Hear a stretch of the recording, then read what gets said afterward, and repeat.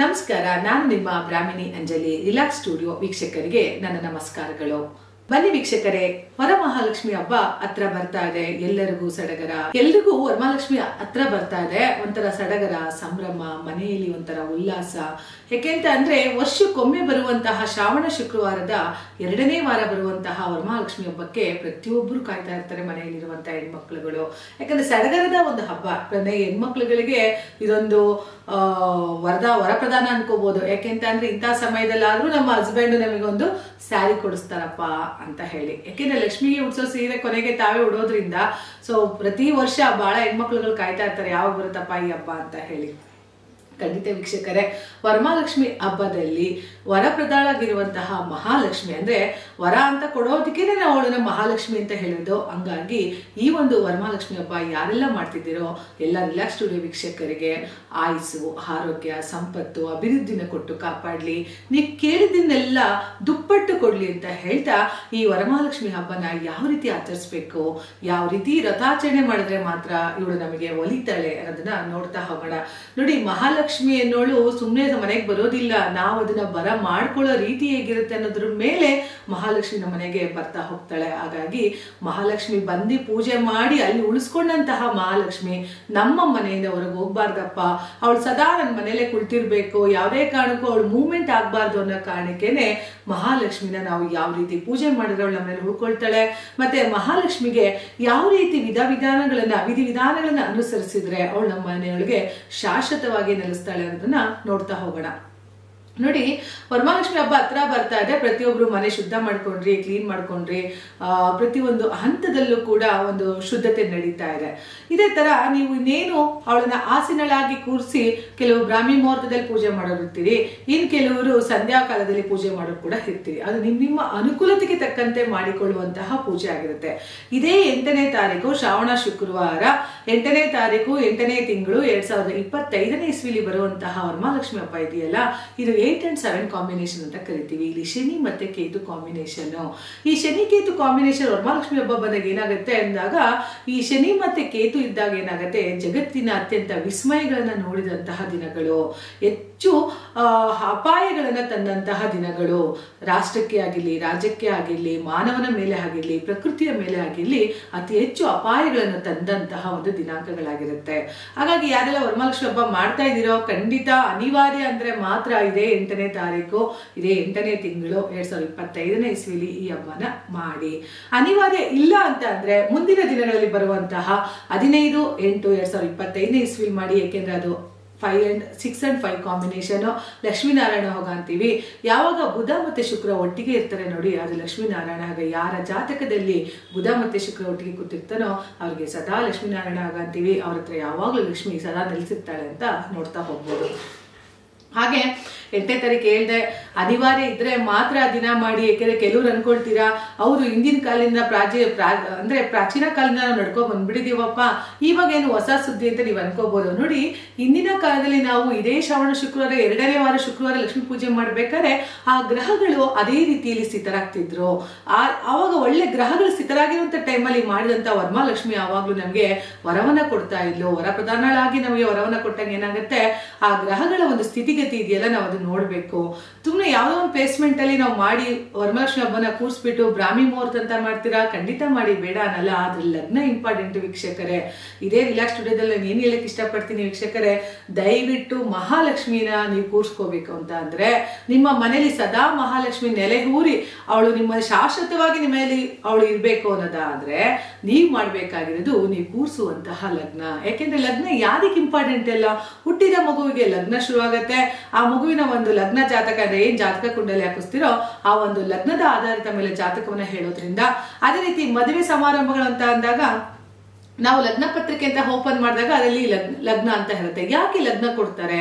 ಖಂಡಿತ ಲಗ್ನ ಬೇಕು ವೀಕ್ಷಕರೇ. ಲಗ್ನವಿಲ್ಲದೆ ಯಾವ ಕೆಲಸ ಕಾರ್ಯಗಳು ಆಗೋದಿಲ್ಲ. ಅದೇ ರೀತಿ ನೀವು ಕೂರಿಸುವಂತಹ ಮಹಾಲಕ್ಷ್ಮಿ ಇದೆಯಲ್ಲ, ಈ ಲಗ್ನದ ಆಧಾರಿತ ಮೇಲೆ ಕೂರಿಸೋದ್ರಿಂದ ಯಾವ ಗ್ರಹಗಳು ಎಲ್ಲಿ ಸ್ಥಿತರಾಗಿದ್ದಾರೆ ಅನ್ನೋದು ನೋಡ್ತಾ ಹೋಗ್ಬೇಕು. ಸುಮ್ನೆ ಯಾರೋ ಒಂದು ಲಗ್ನದಲ್ಲಿ ಕೂರಿಸ್ತೇ ಅಪ್ಪ, ಬ್ರಾಹ್ಮಿ ಮುಹೂರ್ತದಲ್ಲಿ ಮಾಡಿದೆ ಅಪ್ಪ, ವರಮಹಾಲಕ್ಷ್ಮಿ ಹಬ್ಬನ ಎಲ್ಲೂ ನೋಡಂಗಿಲ್ಲ, ನಾವೇ ಕೂರಿಸಿದ್ರು ಓಕೆ ಅಂತಿರಲ್ಲ. ಖಂಡಿತ ಆಗಲ್ಲ ವೀಕ್ಷಕರೇ. ಲಗ್ನದ ಆಧಾರದ ಮೇಲೆ ಕುಳಿತುಕೊಂಡು ಯಾವ ಗ್ರಹಗಳು ಎಷ್ಟನೇ ಮನೆಯಲ್ಲಿದ್ದಾರೆ, ನೀವು ಕೂರಿಸಿದಂತಹ ಟೈಮಲ್ಲಿ ಆ ಗ್ರಹಗಳೇ 9 ಗ್ರಹಗಳು ಗ್ರಹಗಳೇ ನಿಮಗೆ ಆಶೀರ್ವಾದ ಮಾಡೋದು. ನಾವು ಹುಟ್ಟಿದಂತ ಜಾತಕವನ್ನ ಚೇಂಜ್ ಮಾಡಕ್ಕಾಗಲ್ಲ ವೀಕ್ಷಕರೇ, ಆದ್ರೆ ನಾವು ಕೂರಿಸುವಂತಹ ಲಕ್ಷ್ಮಿಯ ಒಂದು ಲಗ್ನವನ್ನ ಚೇಂಜ್ ಮಾಡ್ಕೋಬಹುದಲ್ಲ. ನಮಗೆ ಪಾಸಿಟಿವ್ ರಿಸಲ್ಟ್ ಬರ್ಬೇಕಪ್ಪ, ನಮ್ಮಲ್ಲಿ ಕೆಲವು ಧನಾತ್ಮಕ ಶಕ್ತಿಗಳು ಬರಬೇಕು, ಋಣಾತ್ಮಕ ಶಕ್ತಿಗಳಿಗೆ ನಮ್ಮಲ್ಲಿ ಧನಾತ್ಮಕ ಶಕ್ತಿ ಬರಬೇಕು ಅಂದಾಗ ನಾವು ಈ ಲಗ್ನವನ್ನ ಫಾಲೋ ಮಾಡ್ಬೇಕಾಗತ್ತೆ.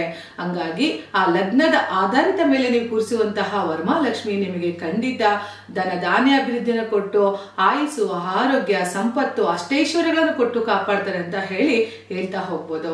ಹಾಗಿದ್ರೆ ಬನ್ನಿ ವೀಕ್ಷಕರೇ, ಯಾವ ಒಂದು ಲಗ್ನದಲ್ಲಿ ನಾವು ಲಕ್ಷ್ಮಿನ ಕೂರಿಸ್ತಾ ಹೋಗೋಣ ಅನ್ನೋದನ್ನ ನೋಡ್ತಾ ಹೋಗೋಣ.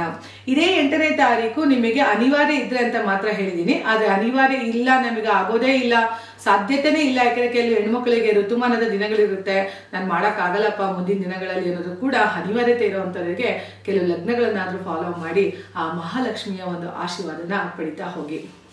ಇದೇ 8ನೇ ತಾರೀಕು 8ನೇ ತಿಂಗಳು 2025ನೇ ದಿನಾಂಕದಂದು ಬರುವಂತಹ ವರಮಹಾಲಕ್ಷ್ಮಿ ಹಬ್ಬಕ್ಕೆ ಬೆಳಗಿನ ಜಾವ 3 ಗಂಟೆಯಿಂದ ಮಿಥುನ ಲಗ್ನಕ್ಕೆ ನೀವು ಮಹಾಲಕ್ಷ್ಮಿಯನ್ನ ಕೂರಿಸಿ ಪೂಜೆ ಮಾಡಿ. ಸಿದ್ಧತೆಗಳೆಲ್ಲ ಮಾಡ್ಕೊಳ್ಳಿ ವೀಕ್ಷಕರೇ. ಸಿದ್ಧತೆ ಮಾಡಿ, ನೀವು ಏನ್ ಕಳಸ ಇದೆ ಅದೆಲ್ಲ ಸಿದ್ಧತೆ ಮಾಡಿಕೊಂಡು ತದನಂತರದಲ್ಲಿ ಹಚ್ಚುವಂತಹ ದೀಪದಿಂದ ಲಕ್ಷ್ಮಿ ಆವಾಹನೆ ಆಗುತ್ತೆ. ಯಾವಾಗ ನೀವು ದೀಪ ಹಚ್ಚುತ್ತೀರೋ ಆಗ ಲಕ್ಷ್ಮಿ ನಿಮ್ಮ ಹತ್ರ ಅಲ್ಲಿ ಕಳಸಕ್ಕೆ ಬಂದು ಕುಳಿತುಕೊಳ್ತಾಳೆ. ತದನಂತರದಲ್ಲಿ ಅವಳಿಗೆ ಪ್ರಸಾದವನ್ನು ಇಡ್ತಾ ಬನ್ನಿ. ಈ 3 ಗಂಟೆಯಿಂದ ಬೆಳಗಿನ ಜಾವ 3 ಗಂಟೆಯಿಂದ 3:55ವರೆಗೂ ಮಾಡುವಂತಹ ಮಿಥುನ ಲಗ್ನ ಪ್ರಶಸ್ತವಾಗಿರೋದ್ರಿಂದ ಆ ಒಂದು ಲಗ್ನದಲ್ಲಿ ನೀವು ಲಕ್ಷ್ಮಿನ ಕೂರಿಸ್ತಾ ಬನ್ನಿ. ಯಾಕೆಂದ್ರೆ ಲಗ್ನದಲ್ಲೇ ಗುರು ಶುಕ್ರ ಕಾಂಬಿನೇಷನ್ ಇದೆ. ಯಾಕೆ ರಿಸಲ್ಟ್ ಕೊಡಲ್ಲ? ಖಂಡಿತ ರಿಸಲ್ಟ್ ಕೊಡ್ತಾನೆ.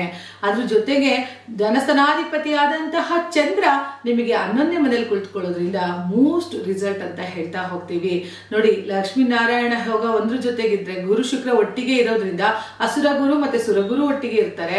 ಜೊತೆಗೆ ರವಿ ಬುಧಾದಿತ್ಯ ಯೋಗ ಅಂತ ಏನ್ ಕರಿತೀವೋ, ಸೊ ಅದು 2ನೇ ಮನೇಲಿ ನಿಮಗೆ ಸಿಗೋದ್ರಿಂದ ನಿಮ್ಗೆ ಒಳ್ಳೆ ರಿಸಲ್ಟ್ ನ ನೀವು ನೋಡ್ತಾ ಹೋಗ್ಬೋದು.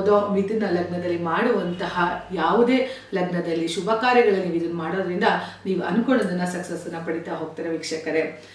ಹಾಗೆ ಬೆಳಗಿನ ಜಾವ 3 ಗಂಟೆಗೆ ನನ್ನ ಕೈಲಿ ಆಗಲ್ಲಪ್ಪ ಮಾಡಕ್ಕೆ ಸಾಧ್ಯನೇ ಇಲ್ಲ ಅನ್ನೋರಿಗೆ ಖಂಡಿತ ಇನ್ನೊಂದು ಲಗ್ನ ಕೊಡ್ತೀನಿ. ಹೇಗಿರೋ ಅವತ್ತು ಶುಕ್ರವಾರ ಬೆಳಗ್ಗೆ 10ರಿಂದ 12ವರೆಗೂ ರಾಹುಗಾಲ ಇರುತ್ತೆ.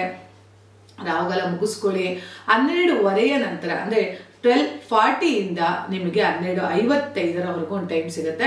ಆ 12:55 ಒಳಗಡೆ ನೀವು ತುಲಾ ಲಗ್ನದಲ್ಲೂ ಕೂಡ ಒಂದು ವರಮಹಾಲಕ್ಷ್ಮಿ ಹಬ್ಬನ ಮಾಡೋದ್ರಿಂದ ಒಳ್ಳೆ ರಿಸಲ್ಟ್ ನೋಡ್ತೀರಿ. ಯಾಕೆಂದ್ರೆ 9ರಲ್ಲಿ ಗುರು ಶುಕ್ರ ಬರ್ತಾನೆ, ಸಪ್ತಮದಲ್ಲಿ ಚಂದ್ರ ಬರ್ತಾನೆ. ಭಾಗ್ಯಾಧಿಪತಿ ಚಂದ್ರ ಸಪ್ತಮವನ್ನ ನೋಡೋದ್ರಿಂದ ಯಾರೆಲ್ಲ ಮದುವೆ ಆಗಿಲ್ಲ ಅವ್ರಿಗೆಲ್ಲ ಮದುವೆ ಆಗುವಂಥದ್ದು, ಶುಭ ಕಾರ್ಯಗಳಾಗುವಂಥದ್ದು, ಮದುವೆ ಆಗಿ ವಿಚ್ಛೇದನಕ್ಕೆ ಇನ್ನೇನು ಬಂದು ನಿಂತಿರೋರು ಕೂಡ ಮದುವೆ ವಿಚ್ಛೇದನಗಳು ಸುಧಾರಿಸ್ಕೊಳ್ಳುವಂಥದ್ದು, ಮತ್ತೆ ಗಂಡ ಹೆಂಡತಿ ವಾಪಸ್ಸು ವೈವಾಹಿಕ ಸಂಬಂಧವನ್ನ ಶುರು ಮಾಡುವಂಥದ್ದು. ಚಂದ್ರ 7ರಲ್ಲಿದ್ರೆ ನಿಮ್ಮ ವ್ಯಾಪಾರ ವ್ಯವಹಾರಗಳು ತುಂಬಾ ಸಕ್ಸಸ್. ಯಾಕಂದ್ರೆ ಭಾಗ್ಯಾಧಿಪತಿ ಚಂದ್ರ 7ರಲ್ಲಿದ್ದಾಗ ನಿಮ್ಮ ಮನೆಯ ಭಾಗ್ಯದ ಬಾಗಿಲು ತೆರೀತು ಅಂತ ಹೇಳಿ ನೋಡೋಲ್ಲ ವೀಕ್ಷಕರೇ. ತುಲಾ ಲಗ್ನ ಮತ್ತೆ ನಿಮಗೆ ಮಿಥುನ ಲಗ್ನ ಕೊಟ್ಟಿದ್ದೀನಿ, ಟೈಮ್ಸ್ ಕೂಡ ಹೇಳಿದ್ದೀನಿ. ರಾಹುಗಾಲ ಮುಗಿತಿದ್ದಂಗೆ ಶುರು ಮಾಡ್ಕೊಳ್ಳಿ. ಯಾಕಂದ್ರೆ ಟೈಮ್ ಇರುತ್ತೆ ನಿಮಗೆ 12 ಬೆಳಗಿನ ಜಾವ ನಿಮ್ಗೆ ಸ್ವಲ್ಪ ಕಷ್ಟ ಆಗ್ಬೋದು. ಸೊ ಅದೇ ರೀತಿ ನಿಮಗೆ ಮಧ್ಯಾಹ್ನ ಸ್ವಲ್ಪ ಟೈಮ್ ಇರೋದ್ರಿಂದ, ಪ್ರೇಷಿಯಸ್ ಟೈಮ್ ಇರೋದ್ರಿಂದ ಅಲ್ಲಿ ನೀವು ಪ್ರಶಸ್ತವಾದ ಒಂದು ಲಗ್ನ ಆಗಿರೋದ್ರಿಂದ ಆ ಟೈಮಲ್ಲಿ ಲಕ್ಷ್ಮಿನ ಕೂರಿಸೋದ್ರಿಂದ ತುಂಬಾ ಶುಭ ಆಶೀರ್ವಾದಗಳನ್ನ ಪಡಿತಾ ಹೋಗ್ತೀರಿ. ಹಾಗೆ 15ನೇ ತಾರೀಕು ಕೂಡ ಮಾಡೋರಿಗೆ ಅದು ಮೋಸ್ಟ್ ಮಲ್ಟಿಪ್ಲೇ ಅಂತ ಅನ್ಕೊಳ್ಳಿ. ಆಶೀರ್ವಾದ ಮಾಡೋದ್ರೆ ಲಕ್ಷ್ಮಿ ಮಲ್ಟಿಪ್ಲೇ ಎಲ್ಲವನ್ನು ಪಡೆಯುವಂಥದ್ದು, ಈಗ ದುಪ್ಪಟ್ಟು ಆಗುವಂಥದ್ದು, ಅಂದ್ರೆ ಮಲ್ಟಿಪ್ಲೈ ಇಂಟು ಮಾಡುವಂಥದ್ದು, 1:ಡಬಲ್ ಮಾಡುವಂಥದ್ದು. ನಾವು ಯಾವಾಗ ಗುಣಿಸ್ತೀವಲ್ಲ ಆ ಗುಣಾಕಾರಕ್ಕೆ ನೀವು ನಿಮ್ಮ ಸಂಕಲ್ಪಗಳನ್ನ ಪಡೆಯುವಂತಹ ಒಂದು ದಿನ ಅಂತ ಹೇಳ್ಬೋದು. ಅದೇ 15ನೇ ತಾರೀಕು 8ನೇ ತಿಂಗಳು 2025ನೇ ಇಸ್ವಿಯಲ್ಲಿ ಬರುವಂತಹ ಒಂದು ವರಮಹಾಲಕ್ಷ್ಮಿ ಹಬ್ಬನ ಕೂರ್ಸೋರು ಕೂಡ ಇರ್ತಾರೆ. ಆ ದಿನ ಪ್ರಶಸ್ತವಾಗಿರೋದ್ರಿಂದ ತುಂಬಾ ನಿಮ್ಮ ಮನೆಯಲ್ಲಿ ಏಳಿಗೆನ ನೋಡ್ತಾ ಹೋಗ್ತೀರಿ. ಖಂಡಿತ ನೆಕ್ಸ್ಟ್ ದಿನಗಳಲ್ಲಿ ಮುಂದಿನ ವರಮಹಾಲಕ್ಷ್ಮಿ ಹಬ್ಬ ಬರೋಷ್ಟರಲ್ಲಿ ನೀವೇನೆಲ್ಲ ಅನ್ಕೊಂಡು ಸಂಕಲ್ಪ ಮಾಡಿರ್ತೀರಲ್ಲ ಆ ರಿಸಲ್ಟ್ ಕೊಟ್ಟಿಲ್ಲ ಅಂತಾರೆ ನೀವು ಖಂಡಿತ ಕಾಮೆಂಟ್ ಮಾಡ್ಬೋದು ವೀಕ್ಷಕರೇ. ಯಾಕೆಂದ್ರೆ ಹೇಳ್ದೆ ಡೇಟ್ ಅನ್ನೋದೇ ನಿಮಗೆ ಒಂದು ಲಕ್ಷ್ಮೀನಾರಾಯಣ ಹಬ್ಬ ಕೊಡೋದ್ರಿಂದ ಮತ್ತೆ ನೀವು ರಿಸಲ್ಟ್ ಸೂಪರ್ ಆಗಿ ಪಡಿತೀರಾ. ಜೊತೆಗೆ ಇದೇ 8ನೇ ತಾರೀಕು 5ನೇ ತಿಂಗಳಲ್ಲಿ ಬರುವಂತಹ ಒಂದು ನಕ್ಷತ್ರ ಇದೆಯಲ್ಲ ಅದು ಉತ್ತರಾಷಾಢ ಮತ್ತೆ ಶ್ರವಣ ನಕ್ಷತ್ರದಲ್ಲಿ ಬಂದ್ರೆ 15ನೇ ತಾರೀಕು 8ನೇ ತಿಂಗಳಲ್ಲಿ ಬರುವಂತಹ ವರಮಹಾಲಕ್ಷ್ಮಿ ಹಬ್ಬ ಏನಿದೆ ಅದು ಲಕ್ಷ್ಮಿಯ ಪ್ರಧಾನವಾಗಿರುವಂತಹ ಶುಕ್ರನ ಅಂಶದಲ್ಲಿ ಬರುವಂತಹ ನಕ್ಷತ್ರ ಆಗಿರೋದ್ರಿಂದ ನೋಡಿ ಲಕ್ಷ್ಮೀನಾರಾಯಣ ಯೋಗ ಇದೆ, 6 and 5 ಕಾಂಬಿನೇಷನ್ ಪ್ಲಸ್ ನಿಮಗೆ ಭರಣಿ ನಕ್ಷತ್ರದಲ್ಲಿ ಪೂಜೆ ಮಾಡೋದ್ರಿಂದ ಶುಕ್ರ ಅಧಿಪತಿ, ಭರಣಿಗೆ ಯಾರು ಅಧಿಪತಿ? ಶುಕ್ರ ಅಧಿಪತಿ. ನೋಡಿ, ಭರಣಿ ನಕ್ಷತ್ರದವರು ಧರಣಿ ಆಳ್ತಾರೆ ಅಂತ ಹೇಳ್ತಾರೆ. ಅಂತ ನಕ್ಷತ್ರದಲ್ಲಿ ನೀವು ಪೂಜೆ ಮಾಡೋದ್ರಿಂದ ಮಲ್ಟಿಪ್ಲೇ ಆಗಿ ನೀವು ನಿಮ್ಮ ಒಂದು ಸಕಲ ಸಂಕಲ್ಪಗಳನ್ನ ಪಡೆಯುವಂತ ಯೋಗ ಬಂದ್ಬಿಡುತ್ತೆ ವೀಕ್ಷಕರೇ. ನೋಡಿ, ಕಳಸದೊಳಗಡೆ ಏನ್ ಹಾಕ್ಬೇಕು ಅಂತಾನೆ ಗೊತ್ತಿರಲ್ಲ, ಸಾಧಾರಣ ನೋಡಿರ್ತೀರಿ. ಬಟ್ ಇಂಥ ವಸ್ತುಗಳನ್ನ ನೀವು ಕಳಸದೊಳಗಡೆ ಹಾಕೋದ್ರಿಂದ ನಿಮ್ಮ ಒಂದು ಕಳಸದೊಳಗೆ ಮಹಾಲಕ್ಷ್ಮಿ ಬಂದು ಕುಳಿತುಕೊಳ್ತಾಳೆ. ಯಾಕಂದ್ರೆ ಕಳಸ ಕೂರ್ಸೋದೇ ಅದಕ್ಕೋಸ್ಕರ. ಹಾಗಾಗಿ ಆ ಮಹಾಲಕ್ಷ್ಮಿ ಪ್ರಧಾನವಾಗಿರುವಂತಹ ಒಂದು ಕಳಸದ ಒಳಗಡೆ ಏನೇನ್ ಆಗ್ಬೇಕು ಅಂತ ಹೇಳ್ತಾ ಹೋಗ್ತೀನಿ. ಅದೇ ರೀತಿ ಕಳಸದ ನೀರನ್ನ ದಯವಿಟ್ಟು ಆಚೆ ಕಡೆ ಹಾಕ್ಬೇಡಿ ವೀಕ್ಷಕರೇ. ಅದು ನೀವು ತೀರ್ಥವಾಗಿ ತಗೊಂಡ ನಂತರ ಮಾರನೇ ದಿನ ಅದನ್ನ ತಲೆಗೆ ಯೂಸ್ ಮಾಡಿ. ಪ್ರತಿಯೊಬ್ರು ಕೂಡ ಅದನ್ನ ಸ್ಥಾನಕ್ಕೆ ಯೂಸ್ ಮಾಡೋದ್ರಿಂದ ನಿಮ್ಮ ಮತ್ತೆ ಮನೆಯ ಮೂಲೆಗಳಿಗೂ ಕೂಡ ಆ ಕಳಸದ ನೀರನ್ನ ಪ್ರೋಕ್ಷಣೆ ಮಾಡಿ. ಖಂಡಿತ ನಿಮ್ಮ ಮಹಾಲಕ್ಷ್ಮಿ ಅಲ್ಲಿ ಸ್ಥಿರಳಾಗಿ ಕುಳಿತುಕೊಳ್ತಾಳೆ. ನೋಡಿ, ಏನೇನ್ ಹಾಕ್ಬೇಕು ಅಂತ ಹೇಳ್ತಾ ಹೋಗ್ತೀನಿ ವೀಕ್ಷಕರೇ.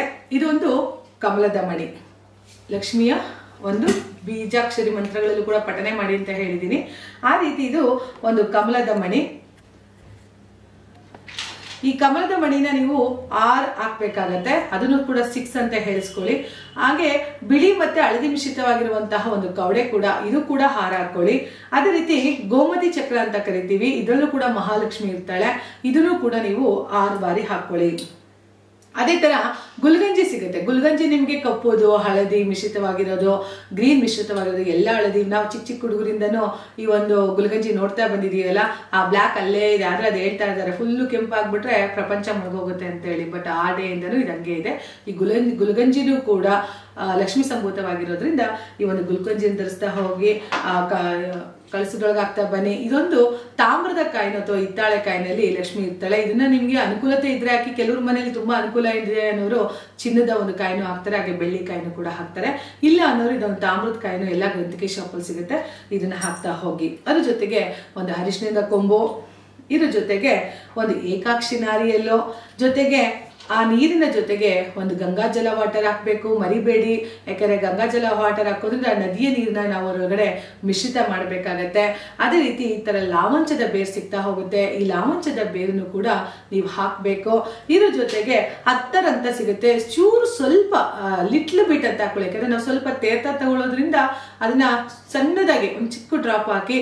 ಇಲ್ಲ ಅತ್ತರ್ ನನಗೆ ಹಾಕಕ್ ಇಷ್ಟ ಇಲ್ಲಪ್ಪ ಅನ್ನೋರು ಅತ್ತರ್ ಹಾಕಿದ್ರೆ ತುಂಬಾ ಒಳ್ಳೇದು. ಯಾಕೆಂದ್ರೆ ಸುಗಂಧ ಭರಿತವಾಗಿರುವಂತಹ ಅತ್ತರಿನಲ್ಲಿ ಲಕ್ಷ್ಮೀ ಪ್ರದಾಳಾಗಿರ್ತಾಳೆ ಅಂತ ಹೇಳ್ತಾ ಹೋಗ್ತೀವಿ.